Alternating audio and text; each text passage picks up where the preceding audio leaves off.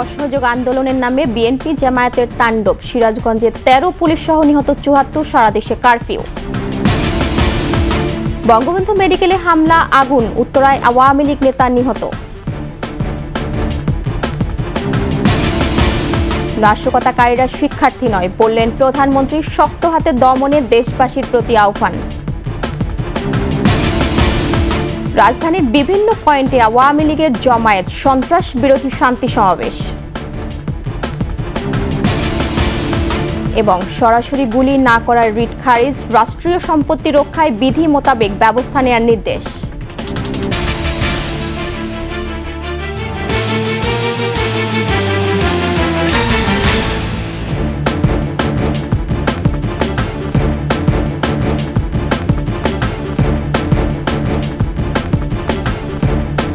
শুনছিলেন first security ইসলামী bank PLC সংবাদ শিরোনাম। আমন্ত্রণ রাত 11টার একুশের সংবাদে আপনাদের সাথে আছি মহিমা পলি। দর্শক, একুশে টেলিভিশনের সংবাদ একই সাথে সরাসরি দেখতে পাবেন আমাদের ফেসবুক পেজ www.facebook.com/21/24 বৈষম্য বিরোধী ছাত্র আন্দোলনের ব্যানারে মাঠে নামা দুষ্কৃতিকারীদের হামলায় সিরাজগঞ্জে 13 পুলিশ সহ দেশের বিভিন্ন স্থানে নিহত হয়েছেন 74 জন। হাসপাতাল সহ বিভিন্ন স্থাপনা ভাঙচুর করে এবং আগুন দেয় বিএনপি জামায়াত। প্রতিনিধিদের পাঠানো তথ্যচিত্রে ডেস্ক রিপোর্ট।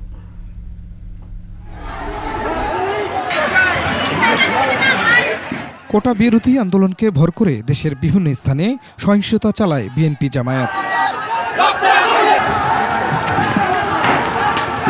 দুর্বৃত্তরা সিরাজগঞ্জের এনায়েতপুর থানায় হামলা চালায়। থানায় ঢুকে তারা ভাঙচুর ও আগুন লাগিয়ে দেয়, পিটিয়ে হত্যা করে 13 পুলিশ সদস্যকে। এছাড়া রায়গঞ্জের ধানগড়া বাজার এবং এনায়েতপুরে বিএনপি জামায়াতের সহিংসতায় এক সাংবাদিক ও আওয়ামী লীগ নেতাসহ নিহত হয়েছেন 9 জন। কুমিল্লায় ইলিয়টগঞ্জে বিএনপি জামায়াতের হামলায় হাইওয়ে পুলিশের এক সদস্যসহ নিহত হয়েছেন 2 জন। লক্ষ্মীপুরের ঝুমুর এলাকায় বিএনপি জামায়াতের সাথে ছাত্রলীগের সংঘর্ষ হয়, নিহত হন 8 জন। নরসিংদীর মাধবদীর বড় মসজিদ এলাকায় সহিংসতায় ইউপি চেয়ারম্যান সহ আওয়ামী লীগের 6 নেতাকর্মী নিহত হয়েছেন বলে জানিয়েছেন মাধবদী থানার ভারপ্রাপ্ত কর্মকর্তা। মুন্সিগঞ্জে সহিংসতায় নিহত হন 3 জন, আহত হয়েছেন বেশ কয়েকজন। মাগুরায় বিক্ষোভের সময় সহিংসতায় নিহত হন 4 জন। রংপুরে পরশুরাম থানা আওয়ামী লীগ নেতা হারাধন রায় ও 2 যুবলীগ কর্মী সহ নিহত হন 4 জন। সংবাদ সংগ্রহ করতে গিয়ে আহত হন একুশে টেলিভিশনের ক্যামেরা পার্সন সহ 5 সাংবাদিক। এছাড়া শেরপুরে 3, সিলেটের গোলাপগঞ্জে 2, কিশোরগঞ্জে 4, বরিশালে 1, বগুড়াতে 2, ভোলায় 1, জয়পুরহাটে 1, কক্সবাজারে 1, হবিগঞ্জে 1 এবং সাভারে 1 জন নিহত হয়েছেন। খুরশিদ আলম মুকুল, ডেস্ক রিপোর্ট, একুশে টেলিভিশন। ঢাকা মহানগর সহ সব বিভাগীয় সদর, সিটি কর্পোরেশন, পৌরসভা, শিল্পাঞ্চল, জেলা সদর ও উপজেলা সদরে চলছে কারফিউ। আজ সন্ধ্যা 6টা থেকে শুরু হওয়া কারফিউ চলবে পরবর্তী নির্দেশ না দেওয়া পর্যন্ত। স্বরাষ্ট্র মন্ত্রণালয়ের সিনিয়র তথ্য অফিসার শরীফ মাহমুদ অপু এক সংবাদ বিজ্ঞপ্তিতে বিষয়টি নিশ্চিত করেছেন।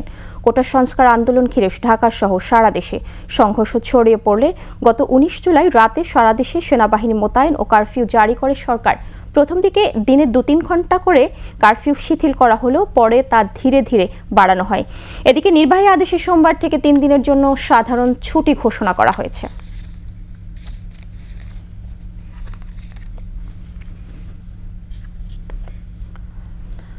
বঙ্গবন্ধু মেডিকেল বিশ্ববিদ্যালয়, সিএমএম আদালত সহ রাজধানীর বিভিন্ন স্থানে হামলা, ভাঙচুর, অগ্নিসংযোগ করেছে বৈষম্য বিরোধী ছাত্র আন্দোলনের ব্যানারে নামা মাঠে বিএনপি জামায়াতের কর্মীরা। এ সময় আওয়ামী লীগ ও সহযোগী সংগঠনের কর্মীদের সঙ্গে সংঘর্ষের ঘটনাও ঘটে। উত্তরায় মহানগর আওয়ামী লীগ নেতা আনোয়ার হোসেন নিহত হন, জিগাতলায় নিহত হয় আরও 1 জন। আইনশৃঙ্খলা রক্ষাকারী বাহিনীর সদস্য ও গণমাধ্যম কর্মীরাও আক্রান্ত হন। রিপোর্ট মানিক শেখদারের। রোববার সকাল থেকেই শাহবাগে জড়ো হয় বৈষম্য বিরোধী ছাত্র আন্দোলনের ব্যানারে নামা বিএনপি জামায়াতের কর্মীরা। ঢাকা বিশ্ববিদ্যালয় এলাকায়ও অবস্থান নেয় তারা। বঙ্গবন্ধু মেডিকেল বিশ্ববিদ্যালয়ের সামনে অবস্থান নেওয়া ছাত্রলীগ, যুবলীগ কর্মীদের উপর হামলা করলে সংঘর্ষ বাধে। বঙ্গবন্ধু মেডিকেলে আক্রমণ করে বৈষম্য বিরোধী ছাত্র আন্দোলনের ব্যানারে মাঠে নামা বিএনপি জামায়াতের কর্মীরা আগুন ধরিয়ে দেয়, গাড়ি ভাঙচুর করে, ভবনেও ভাঙচুর চালায় তারা।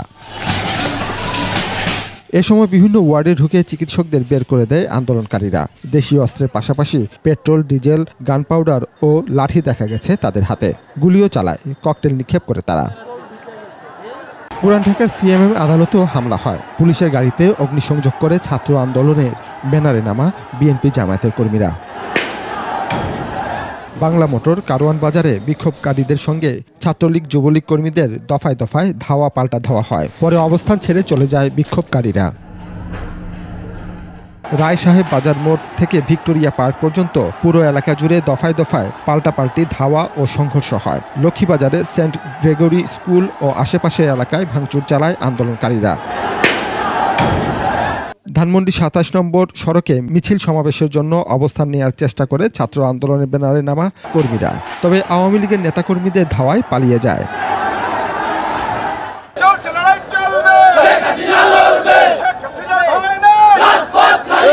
উত্তরার আজমপুরে ছাত্র আন্দোলনে নামে বিএনপি জামায়াতের কর্মীরা পুলিশ ও আওয়ামী লীগের নেতাকর্মীদের উপর হামলা চালায়, ভাঙচুর চালায় বিভিন্ন ব্যবসা প্রতিষ্ঠান, আগুন ধরিয়ে দেয় পুলিশ বক্সে। এ সময় সংঘর্ষে নিহত হন ঢাকা মহানগর উত্তর আওয়ামী লীগ নেতা আনোয়ার হোসেন। জিগাতলায় সংঘর্ষের সময় নিহত হয় আব্দুল্লাহ সিদ্দিকী নামে একজন। ঢাকা ময়মনসিংহ মহাসড়ক অবরোধ করে রাস্তায় যান চলাচল বন্ধ করে দেয় তারা। এছাড়া সায়েন্স ল্যাব, মোহাম্মদপুর, মিরপুর, রামপুরা, তেজগাঁও, যাত্রাবাড়ি, ফার্মগেট, পান্থপথ এলাকায় অবস্থান নেয় বিএনপি জামাতের কর্মীরা। তবে ছাত্রলীগ যুবলীগ কর্মীরা মিছিল সমাবেশ শুরু করলে দফায় দফায় সংঘর্ষ চলে। মানিক শিকদার, ২১ টেলিভিশন, ঢাকা। সহিংসতাকারীদের কঠোর বার্তা দিলেন ঢাকা মেট্রোপলিটন পুলিশের commissioner Habibur Rahman. DMP media সেন্টারে সংবাদ সম্মেলনে কারফিউর সময় পাশ ছাড়া ঘরের বাইরে বের না হওয়ার অনুরোধ জানান তিনি।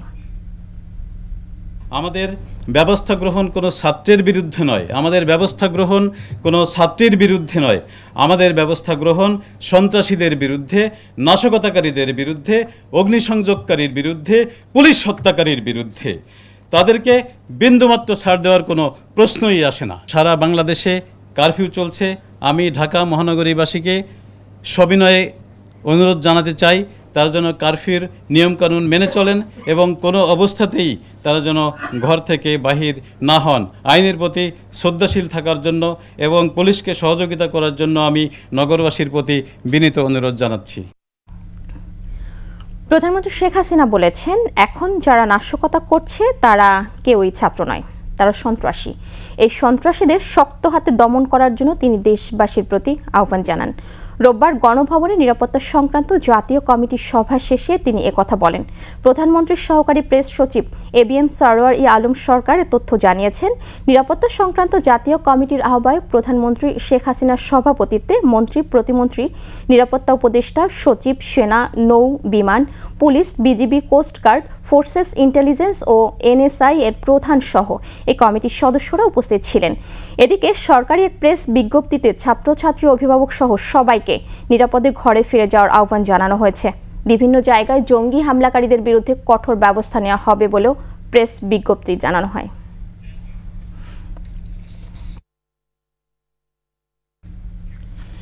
এদিকে গণভবনে নিরাপত্তা বৈঠক শেষে জাতীয় সংসদ ভবনের টানেলে সাংবাদিকদের তথ্য ও সম্প্রচার প্রতিমন্ত্রী মোহাম্মদ আলী আরাফাত বলেন, পরিস্থিতি শান্তিপূর্ণভাবে মোকাবেলা করতে চায় সরকার, তবে বিশৃঙ্খলা করলে শক্ত হাতে দমন করা হবে।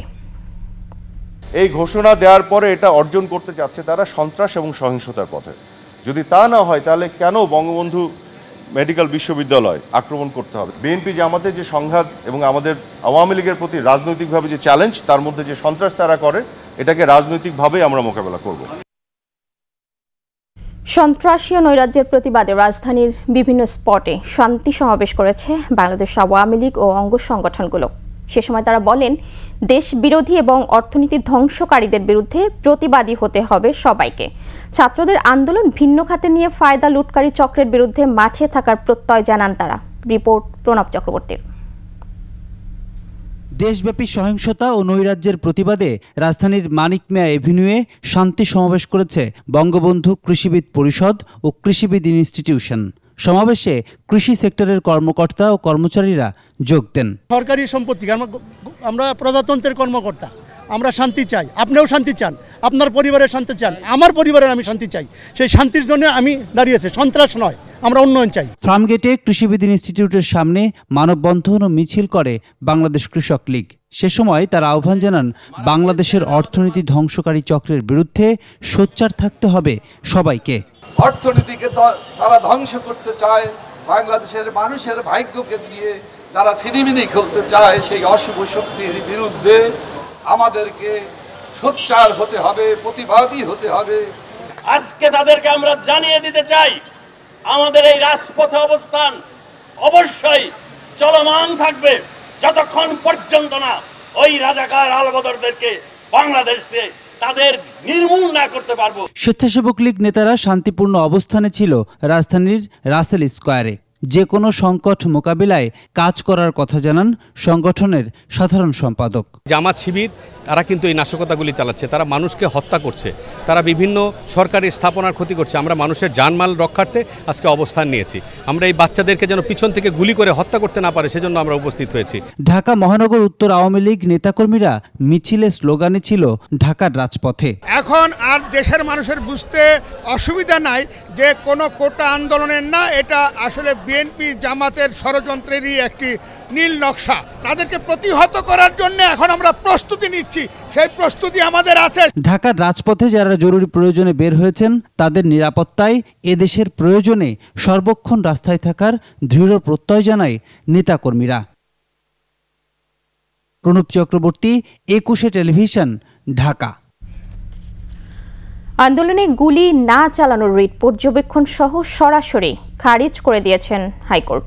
কেউ আইন লঙ্ঘন করলে পুলিশ বা আইন প্রয়োগকারী সংস্থা রাবার বুলেট, কাঁদানে গ্যাসের শেল ও এরপর গুলি ব্যবহার করতে পারে।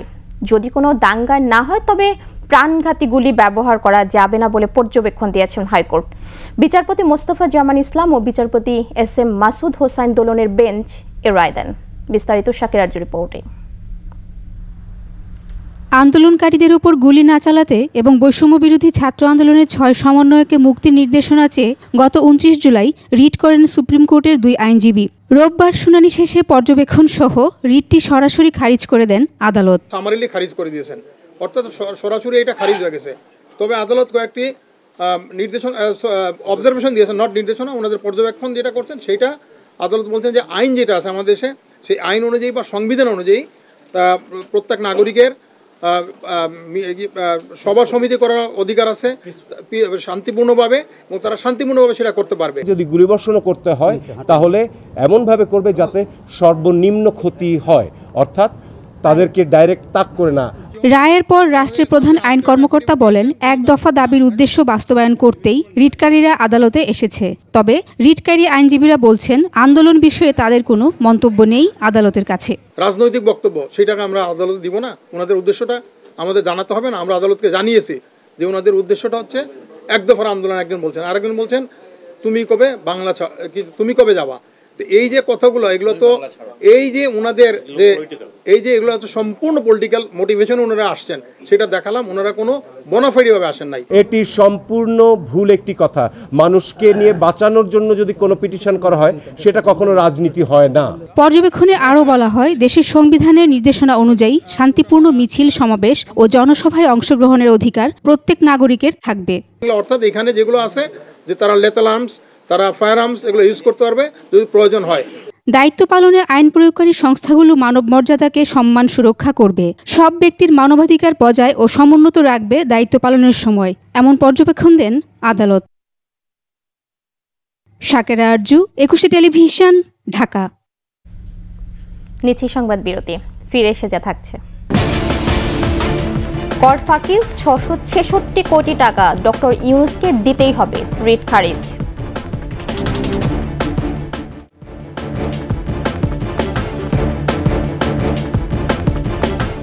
আবারও আমন্ত্রণ রাত 11টার 21 সংবাদে।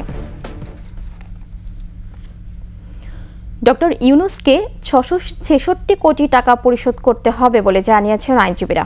এ রায়ের বিরুদ্ধে আপিল করবেন বলে জানান ইউনূসের আইনজীবী ডক্টর মোহাম্মদ ইউনূসের কাছে এনবিআরের 666 কোটি টাকা কর দাবির বৈধতা চ্যালেঞ্জ করে দায়ের করা রিট খারিজ করে দিয়েছেন হাইকোর্ট। এ বিষয়ে জারি করা রুল খারিজ করে রোববার বিচারপতি মোহাম্মদ খুরশিদ আলম সরকার ও বিচারপতি সর্দার মোহাম্মদ রাশেদ জাহাঙ্গীরের হাইকোর্ট বেঞ্চ এ রায় দেন। এর আগে গত 11 মার্চ ডক্টর মোহাম্মদ ইউনূসের গ্রামীণ কল্যাণের 666 কোটি টাকা কর ফাঁকির মামলা 3 মাসের মধ্যে নিষ্পত্তি করতে হাইকোর্টকে নির্দেশ দেন আপিল বিভাগ।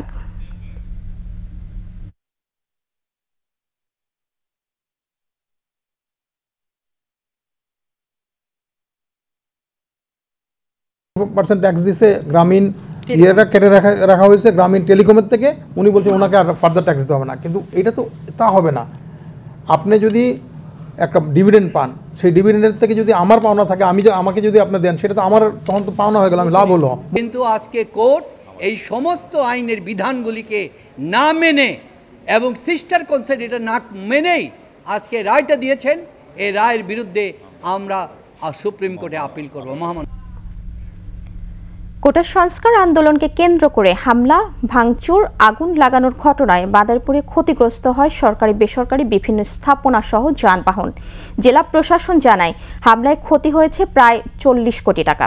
এসব ঘটনায় এখনো পর্যন্ত 11টি মামলা হয়েছে।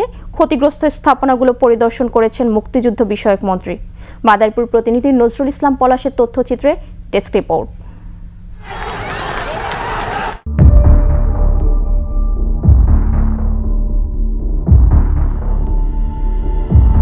কোটা সংস্কার আন্দোলনে ভর করে তাণ্ডব হয়েছে মাদারীপুরেও। গেল 18 ও 19 জুলাই সহিংসতায় সরকারি বেসরকারি অন্তত 10 প্রতিষ্ঠানে ভাঙচুর ও আগুন লাগিয়ে দেয় দুর্বৃত্তরা। প্রাণ হারায় 3 শিক্ষার্থী, আহত হয় শতাধিক আন্দোলনকারী। দুর্বৃত্তরা হামলা করে জেলা প্রশাসকের কার্যালয়, পুলিশ সুপারের কার্যালয়, জেলা আওয়ামী লীগ অফিস, জেলা মহিলা সংস্থা, নতুন বাসস্ট্যান্ড সহ বিভিন্ন সরকারি বেসরকারি স্থাপনায়। আগুন লাগিয়ে দেয়া হয় পুরানবাজার 1 নম্বর পুলিশ ফাঁড়ি, পৌর মুক্তিযোদ্ধা অডিটোরিয়াম, মাদারীপুর 2 আসনের এমপি, আওয়ামী লীগের প্রেসিডিয়াম সদস্য শাহজাহান খানের মালিকানাধীন পেট্রোল পাম্প, 32টি বাস, 3টি ট্রাক। এ ঘটনায় ক্ষোভ প্রকাশ করে ঘটনার সাথে জড়িতদের শাস্তির দাবি করেছেন স্থানীয়রা। দুষ্কৃতকারী আমাদের ডিপোতে হামলা করে এবং বাস ডিপোতে হামলা করে, সার্বিক ফিলিং স্টেশনে হামলা করে। সরকার আমাদের দিকে সুদৃষ্টি দেখ, আমরা যারা কর্মরত ছিলাম কর্মহীন হয়ে পড়েছি, যাতে আমরা আবার পুনরায় কর্মে ফিরে যেতে পারি। এই ধরনের নিকার কাজ আমার মনে হয় মাদারীপুর এই 40-50 বছরের ভিতরে এইগুলো কোনোদিন ঘটে নাই। সারা বাংলাদেশে এই ধরনের তাণ্ডব চালানো হয়েছে, এটা আমাদের কারোরই কাম্য না। সুশীল সমাজ বলছেন আন্দোলনকে পুঁজি করে পরিবেশ অশান্ত করাই ছিল দুর্বৃত্তদের উদ্দেশ্য। শিক্ষাঙ্গনে শান্তিময় এবং সুন্দর পরিবেশ ফিরে আসা উচিত শিক্ষার জন্য, রাষ্ট্রের জন্য, এবং রাষ্ট্রে এই ধরনের কোনো রাষ্ট্রীয় ক্ষতিকর অবস্থা সৃষ্টি হোক, এটা কখনোই আমরা কামনা করি। অছাত্র বা বাংলাদেশে যারা তথাকথিত দেশকে নৈরাজ্যের পথে টেনে নিয়ে গিয়েছিল, ঠিক তারা এই ছাত্র সংগঠনের ভিতরে ঢুকে অনাকাঙ্ক্ষিত যে ঘটনা ঘটিয়েছে, স্বাধীনতা বিরোধীরা যে ক্ষয়ক্ষতি পূর্বেও করেছে, এইবার সর্বশেষ পুরো আন্দোলনের ছাত্রদের সাথে দেখলাম যে সেই ইস্যু বা সেই প্রক্রিয়ায় বাংলাদেশের ধ্বংস হয়েছে, সেটা কল্পনা অতীত। সরকারের ভাবমূর্তি ক্ষুণ্ণ করতে দেশি বিদেশি একটি কুচক্রী মহল এই হামলা ঘটিয়েছে দাবি পৌর মেয়রের। এই অঞ্চলের মানুষ এই সরকারের প্রতি সন্তুষ্ট, তারপরও কিভাবে এলাকার এই অঞ্চলে এই বিস্ফোরণটা তৈরি হয়েছে, এটা কোথা থেকে আসলো, এই বিষয়ই এখন আমাদের প্রশ্ন। পুলিশ জানায় ইন্ধনদাতাদের ইতিমধ্যে শনাক্ত করে কয়েকজনকে গ্রেফতার করা হয়েছে। তথ্যের ভিত্তিতে আমরা আসামিদেরকে গ্রেফতার করছি এবং এই সমস্ত ঘটনায় যারা ইন্ধন দিয়েছে পিছন থেকে, তাদেরকেও আমরা আইডেন্টিফাই করতে পেরেছি। ভাঙচুর ও অগ্নিকাণ্ডের ঘটনায় প্রায় 40 কোটি 8 লাখ টাকার ক্ষয়ক্ষতি হয়েছে বলে জানায় জেলা প্রশাসন। মাদারীপুরের সর্বমোট প্রায় 40 কোটি 8,50,000 টাকার আর্থিক ক্ষতি হয়েছে। এর ভিতরে স্থাপনা এবং যানবাহন উভয়ই রয়েছে। আর ঘটনার সাথে সম্পৃক্তদের দ্রুত গ্রেফতার করে শাস্তির ব্যবস্থা করা হবে বললেন মুক্তিযুদ্ধ বিষয়ক মন্ত্রী। স্বাভাবিক মানুষ এইভাবে করতে পারে না, যানবাহন দিয়ে জনগণ চলাচল করতে, আজকে এটা যে একটা প্রতিহিংসার চিহ্ন, এতে কোনো সন্দেহ নেই। ভবিষ্যতে দুর্বৃত্তরা এভাবে তাণ্ডব চালাতে না পারে সেজন্য সতর্ক থাকার কথাও বলেন মন্ত্রী। Masum আলিসা, desk report, 21 television. ফেনীর মুহুরী, কহুয়া ও সিলোনিয়া নদীর তীর রক্ষাবাদের 11টি পয়েন্ট ভেঙে 3 উপজেলার 80টি গ্রাম প্লাবিত। ফেনী পরশুরাম সড়কে বন্ধ রয়েছে যান চলাচল। বাঁধ ভেঙে লোকালয়ে পানি ঢুকে পড়ায় পানিবন্দী হয়ে পড়েছে পরশুরাম, ফুলগাজী ও ছাগলনাইয়ার 3 উপজেলার কয়েক হাজার পরিবার। জেলা প্রশাসক মোসাম্মদ শাহিনা আক্তার জানান, দুর্যোগ মোকাবেলায় সার্বিক প্রস্তুতি নেওয়া হয়েছে। পানিবন্দী মানুষের জন্য শুকনো খাবার প্রস্তুত রয়েছে।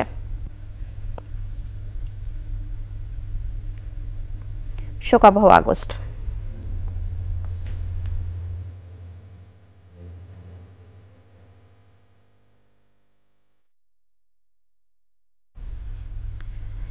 জাতির জনক বঙ্গবন্ধু শেখ মুজিবুর রহমানকে হত্যার নীল নকশা করা হয় কুমিল্লায়। পল্লী উন্নয়ন একাডেমি থেকে দেশি বিদেশি সব ষড়যন্ত্রে 15ই আগস্টকে বেছে নেয় হত্যাকারীরা। হেনরি কিসিঞ্জার থেকে পাকিস্তান আর সেখান থেকে কুমিল্লায় হত্যাকাণ্ডের জাল বুনতে থাকেন মোশতাক তাহের, চাষিগং। বিশিষ্টজনরা বলছেন, 15ই আগস্টের আগে ও পরের সব ঘটনা উন্মোচনে তদন্ত কমিশন গঠন করতে হবে। আদিত্য মামুনের রিপোর্ট। স্বাধীনতার মাত্র 3.5 বছরের মাথায় বাংলাদেশের মহান স্থপতিকে হত্যার ঘটনায় স্তম্ভিত হয়েছিল গোটা বিশ্ব। মুজিবনগর সরকারি ঘাপটি মেরে থাকা 71-এর পরাজিত অপশক্তির দীর্ঘদিনের ষড়যন্ত্রের বাস্তবায়ন ঘটে 15 আগস্টে। বঙ্গবন্ধু শেখ মুজিব হত্যাকাণ্ড বিপথগামী সেনা কর্মকর্তাদের আকস্মিক আক্রমণ ছিল না, বরং স্বাধীন দেশকে বিপদে ফেলার গভীর ষড়যন্ত্রের বাস্তবায়ন এবং জিয়া মুস্তাকের ক্ষমতায় আসার সিঁড়ি। কুমিল্লা বার্ডে খন্দকার মুশতাকের যাওয়া আসা, একজন মন্ত্রী তার কুমিল্লা বার্ডে কেন যেতে হবে? কুমিল্লা বার্ডে যেতে হবে এই কারণে যে সেখানে মাহবুবুল আলম চাষি এবং তারা মিলে সেখানে ষড়যন্ত্র করছে। তারপরে এই হত্যাকারীরা তো দেশ শাসন করেছে। কেবল কুমিল্লার বার্ডে নয়, পুরাতন এয়ারপোর্ট বালুরঘাটে বঙ্গবন্ধু হত্যাকাণ্ডের ষড়যন্ত্রকারীদের অ্যাসাইনমেন্ট দিয়েছিলেন যুক্তরাষ্ট্রের সে সময়ের পররাষ্ট্রমন্ত্রী হেনরি কিসিঞ্জার। 1974 সালে কিসিঞ্জার এবং জুলফিকার আলী ভুট্টোর বাংলাদেশ সফরের পরেই আরও রসদ পায় হত্যাকারীরা। হেনরি কিসিঞ্জার যখন হোটেল ইন্টারকন্টিনেন্টাল একটা সংবর্ধনায় উপস্থিত, তখন জানা যায় যে সেখানে অল্প সময় হলো খন্দকার মুশতাক, তখন সে বাণিজ্য মন্ত্রী, সে দেখা করে। পাকিস্তান সরকারের পররাষ্ট্র দপ্তরের হয়ে আমেরিকায় কাজ করা মাহবুবুল আলম চাষি 1971 সালে কলকাতায় তাহিরউদ্দিন ঠাকুর এবং খন্দকার মুস্তাকের সাথে মুজিবনগর সরকারে কাজ করে। স্বাধীনতার পর deputy staff of army general Ziaur রহমানের সাথে আঁতাত করে। একজন সিনিয়র সেনা অফিসার আমাদেরকে বুদ্ধি এবং পরামর্শ দিচ্ছে। কৌশলগত কারণে ওই অফিসার নিজেকে এক্সপোজ করতে পারছেন। এক্সপোজ কোনো বড় কথা নয়, বড় কথা হলো তিনি আমাদের মাস্টার প্ল্যানার, উনাকে কুর্মিশ 14 আগস্ট রাতেও কিন্তু কর্মীটোলা সেই নির্মীয়মান বিমানবন্দরে বসে সেনা সদস্যরা তাদের কর্মপন্থা ঠিক করে যে কে কোথায় যাবে, কে শেখ ফজলুল হক মনির বাসায় যাবে, কে বঙ্গবন্ধুর 32 নম্বর বাসভবনে যাবে। জাতির পিতা এবং তার পরিবারের সদস্যদের হত্যাই শুধু নয়, এই হত্যা বাংলাদেশকেই হত্যার নামান্তর বলে মনে করেন এই বিশ্লেষক। কারণ বঙ্গবন্ধুর হত্যাকাণ্ড কিন্তু একজন ব্যক্তির হত্যাকাণ্ড নয়, তিনি সরকার প্রধান, তিনি রাষ্ট্রপ্রধান, একই সাথে তিনি জাতির জনক, এই দেশটিকে তিনি প্রতিষ্ঠা করেছেন। এটি কিন্তু কোনো সাধারণ বিষয় নয়। ইন্ডেমনিটি বিলদাতা সহ 15 আগস্ট ষড়যন্ত্রের ঘটনা তদন্তে কমিশন গঠনের দাবিও জানান তিনি। আমি আশা করব যে অন্ততপক্ষে অতি দ্রুত বঙ্গবন্ধুর হত্যাকাণ্ডের পেছনের ষড়যন্ত্র উন্মোচিত করে সাধারণ মানুষের কাছে উপস্থাপন করা হোক। আদিত্য মামুন, 21 টেলিভিশন, ঢাকা। বিচার করা যাবে না। আবারও নিচ্ছি সংবাদ বিরতি, ফিরে এসে যা থাকছে। মধ্যপ্রাচ্যে আঞ্চলিক যুদ্ধের আশঙ্কা, নিজ নাগরিকদের লেবানন ছাড়ার আহ্বান যুক্তরাষ্ট্র ও ব্রিটেনের।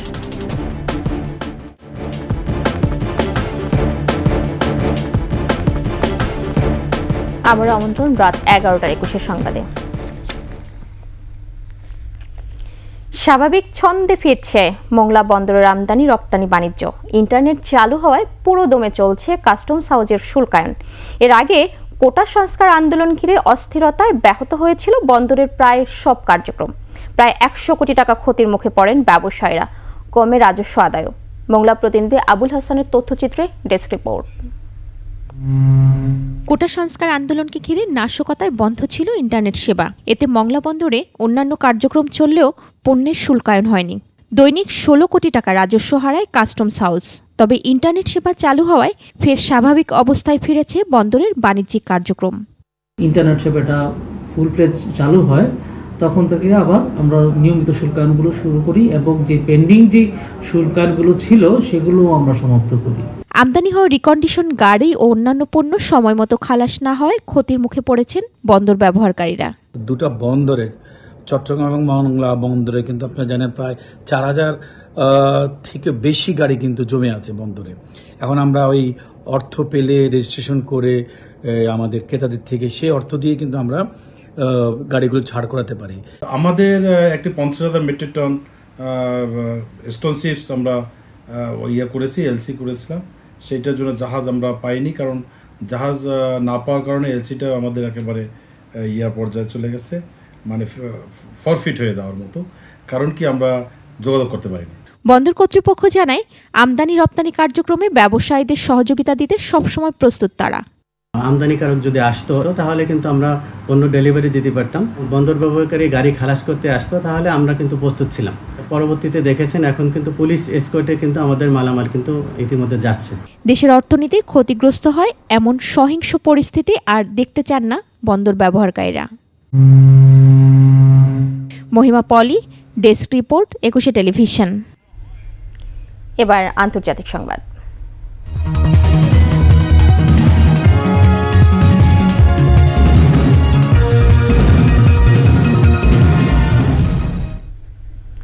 হামাস নেতা ইসমাইল হানিয়ার হত্যার ফলে মধ্যপ্রাচ্যে আঞ্চলিক যুদ্ধের ক্রমবর্ধমান আশঙ্কার মধ্যে নিজ নাগরিকদের যত দ্রুত সম্ভব লেবানন ছাড়ার আহ্বান জানিয়েছে যুক্তরাষ্ট্র ও যুক্তরাজ্য।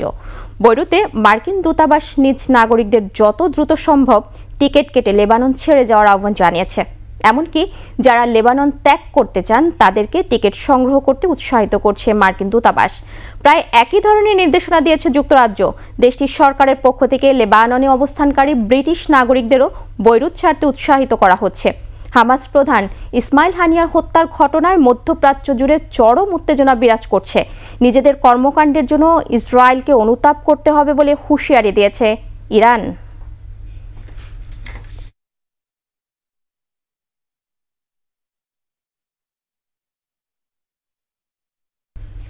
অলিম্পিক ইতিহাসে প্রথমবার স্বর্ণের দেখা পেয়েছে সেন্ট লুসিয়া। মেয়েদের 100 মিটার স্প্রিন্টে দেশকে স্বর্ণ এনে দিয়েছেন জুলিয়ান আলফ্রেড। 10.72 সেকেন্ড সময় নিয়ে দ্রুততম মানবী হয়েছেন তিনি। চীনের একমাত্র খেলোয়াড় হিসেবে অলিম্পিক টেনিসের এককে সোনা জিতেছেন ঝেং টিনওয়েন। স্বর্ণ তালিকায় এখনও সবার উপরে চায়না। 16 স্বর্ণ, 12 রৌপ্য ও 9 ব্রোঞ্জ সহ 37টি পদক জিতেছেন এশিয়ান দেশটি। মেয়েদের 800 8 করে স্বর্ণ। Made history with her in the women's 800-meter free in this event. Despite a strong শেষ করছি রাত 11:21 সংবাদ। যাবার আগে ফার্স্ট সিকিউরিটি ইসলামী ব্যাংক পিএলসি সংবাদ শিরোনামগুলো জানাবো আরও একবার। অসহযোগ আন্দোলনের নামে বিএনপি জামায়াতের তাণ্ডব। সিরাজগঞ্জে 13 পুলিশ সহ নিহত 73। সারা দেশে কারফিউ। বঙ্গবন্ধু মেডিকেলে হামলা, আগুন। উত্তরায় আওয়ামী লীগ নেতা নিহত।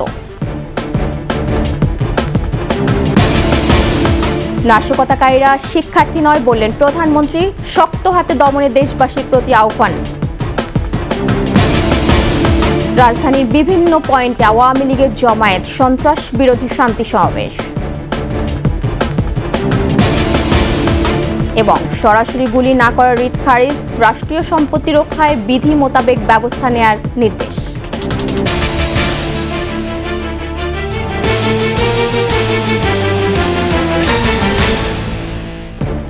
সর্বশেষ খবর জানতে ডায়াল করুন 2021 নম্বরে, আর ভিজিট করুন 21tv.com এই ওয়েবসাইটে। এছাড়া ফেসবুকে ভিজিট করতে পারেন facebook.com/2124 অনলাইনে। এতক্ষণ সাথে থাকার জন্য ধন্যবাদ। 21-এর সাথেই থাকুন।